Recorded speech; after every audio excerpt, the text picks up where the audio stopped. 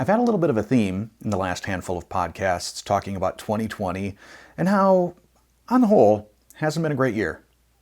Not a great year probably for anybody, with the possible exception of manufacturers of plexiglass and social distancing signs.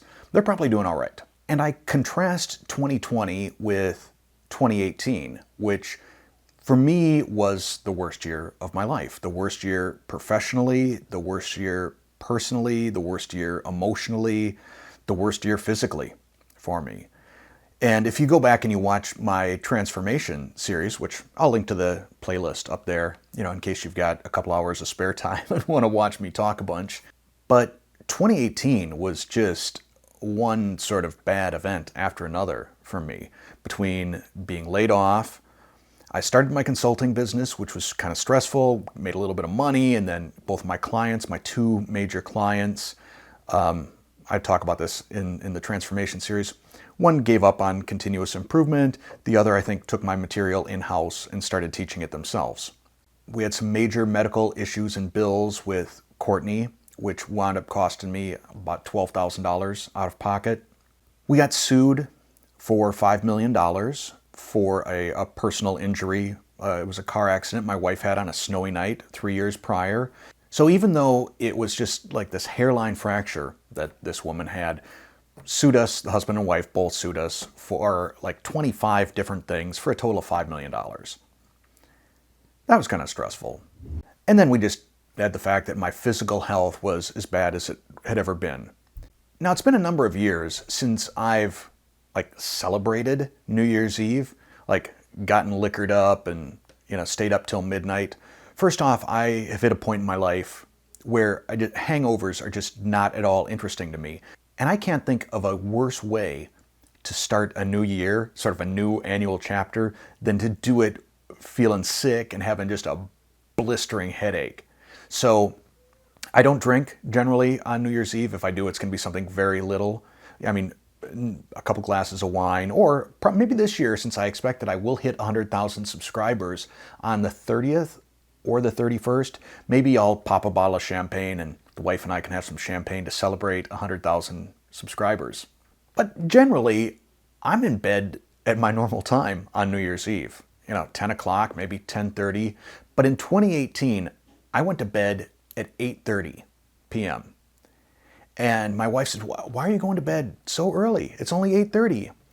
And the last words that I spoke in 2018 were, "I just want this fucking year to end." And I beeped it out there, but you can probably guess what I said. And you also know that I tend to save the F-bombs for special occasions, but I felt that one was worth it. And I had in my mind that somehow 2019 would be better. That we would hit 2019 and it would be like flipping a switch. And it isn't. So if you're of the mindset, and I think a lot of us are, that somehow when 2020 ends and 2021 starts, that things are going to magically just get better, it won't. I anticipate that with time it will, but the first thing that we all can do to make it better is decide that we're going to make it better. To decide that we're going to personally take control of how we feel about 2021 and how we're going to act. And to that end, I'm going to propose that we don't do New Year's resolutions. Instead of a New Year's resolution, I'm going to suggest something. I'm trying to come up with a good name for it. First, I was thinking net zero, kind of like net zero carbs, where there's one thing that you promise you're going to add and one thing from your life that you're going to subtract. Not for the year, but for 30 days. So just 30 days, you're going to do this. I think what often happens is when we commit to a year, we make this New Year's resolution, it's too big. It's very difficult to say we're going to do something for a year. And then the moment we fall off the wagon, it's very easy to stay off the wagon. But to say that you're going to commit to something for 30 days, that's doable. I don't want you to make a New Year's resolution. I'm not going to make a New Year's resolution. But what I am going to do is for 30 days, I'm going to choose to do one thing. One thing that I'm going to add. One positive thing that I'm going to put in my life for 30 days.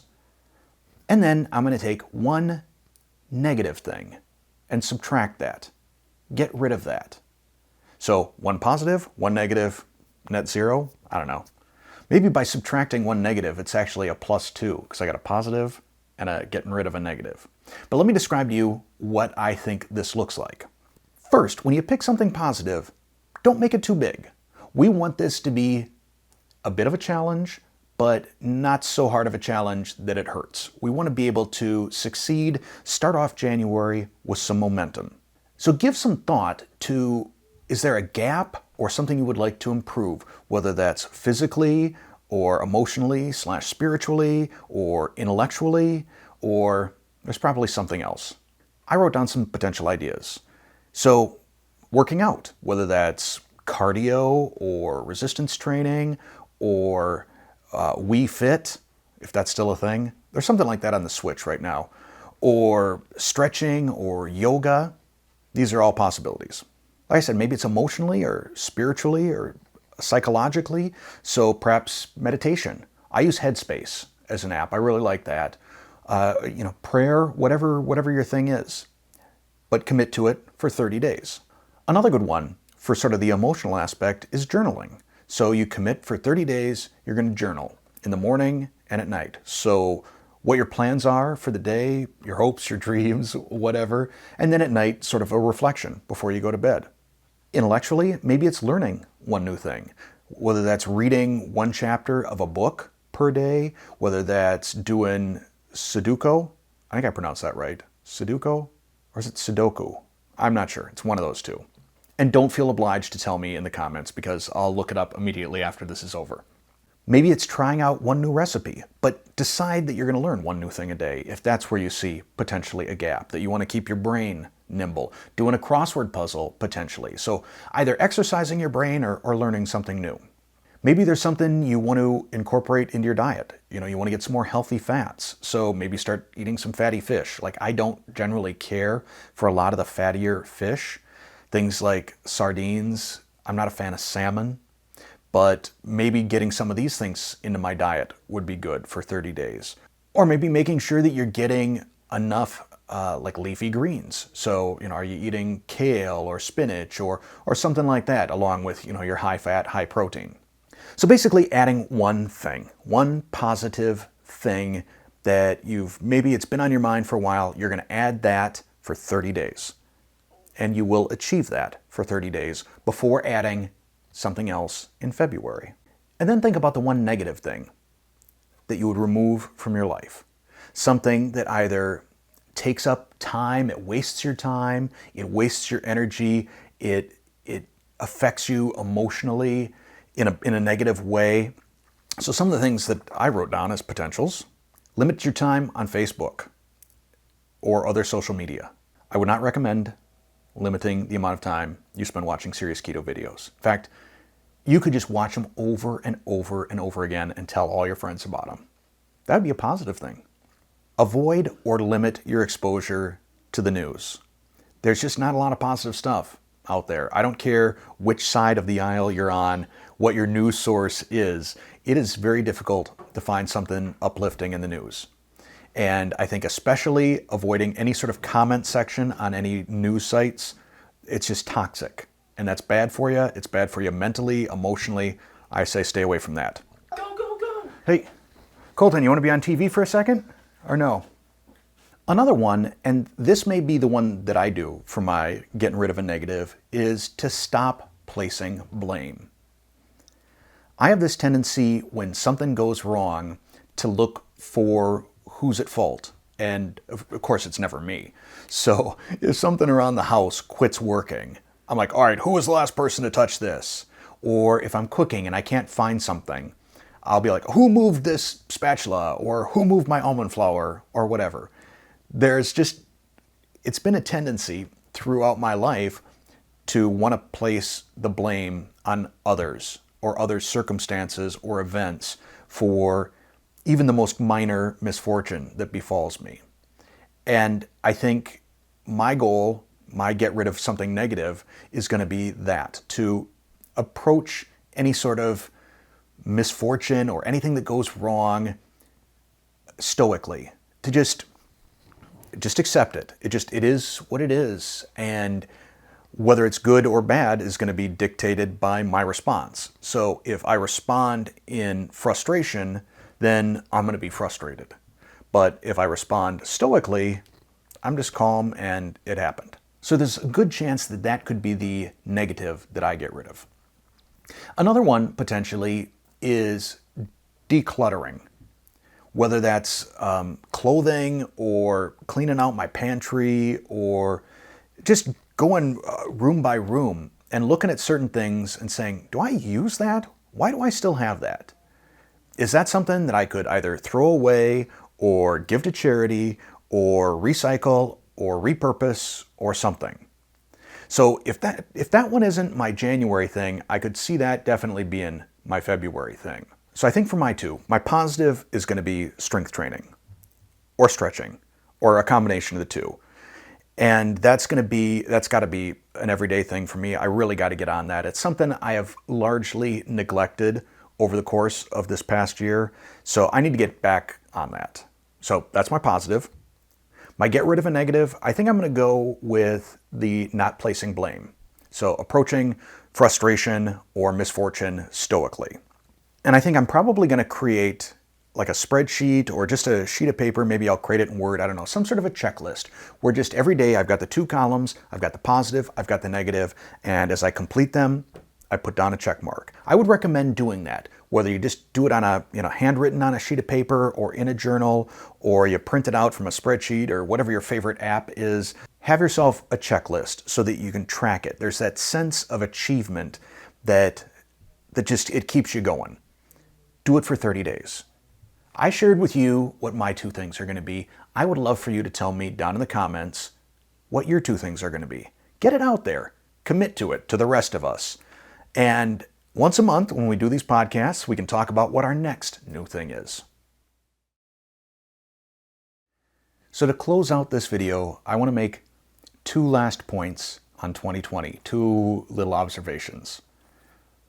The first is, for as much of a raging dumpster fire as this year has been, it started off pretty good for me and my family. We went on a trip. We went on a once-in-a-lifetime vacation that we couldn't afford to Hawaii, and it was great. It was such a wonderful time to just disconnect from the rest of the world and enjoy family. It's a memory that I'm going to hold for the rest of my life. It was just spectacular. And then I look at this final 2 weeks of the year, having Connor back home, having him with Colton, having Jaden here, and Courtney, we've got her for another 6 weeks before she goes off to basic training.